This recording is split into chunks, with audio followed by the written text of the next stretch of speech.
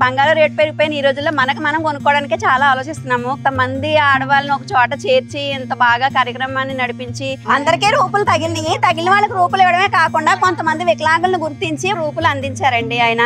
ఉదయం నుంచి కూడా జనం చాలా విస్తారంగా ఉన్నారండి. అందులోను కూడా నేను లోపలికి రాలేకపోయినండి. బయట ఉన్నప్పుడు శ్రీనివాసరావు గారు కారు దిగితే వచ్చిన దగ్గరకు వచ్చి అదే అమ్మన్నారండి. మిమ్మల్ని చూడాలని ఎంత ఆసక్తి ఇక్కడికి వచ్చానన్నానండి. ఆయన లోపలికి రమ్మని కూర్చున్నారు. నా దగ్గర స్లిప్ కూడా లేదండి, కానీ నాకు ఎంత గొప్పగా ఆయన సహాయం చేశారండి. పూజ చేసుకోవడానికి రూపిచ్చారండి. నాకు చాలా సంతోషంగా ఉందండి. నిజంగా నాకు ఇలా తగులుతుందని ఎప్పుడు అస్సలు అనుకోలేదు. ఈ రోజైతే నేను కూడా లక్కీ, ఈయన ద్వారా ఇంత లక్కీ అయ్యానని చాలా చాలా హ్యాపీగా ఉందండి. సార్కి అయితే చాలా చాలా థ్యాంక్ యూ. అసలు ఇలా తగులుతుందని అసలు అనుకోలేదు సార్. కంబాల శ్రీనివాసరావు గారు దయ వలన 20 సంవత్సరం రూపాయి వచ్చింది.